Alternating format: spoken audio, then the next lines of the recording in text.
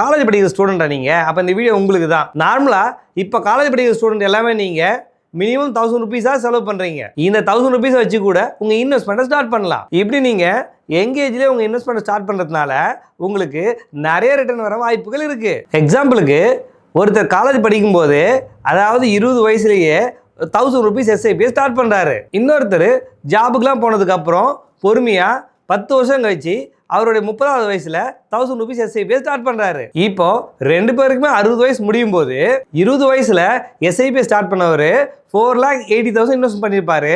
அவருக்கு வந்த return 1,63 lakhs. இதுவே 30 வயசுல இன்வெஸ்ட்மெண்ட் ஸ்டார்ட் பண்ணவரு 3,60,000 இன்வெஸ்ட் பண்ணிருப்பாரு. அவருக்கு வந்த ரிட்டர்ன் 44 lakhs தான். இவருக்கு அவருக்கும் இன்வெஸ்ட்மெண்ட்ல டிஃபரன்ஸ் 1,20,000 தான்.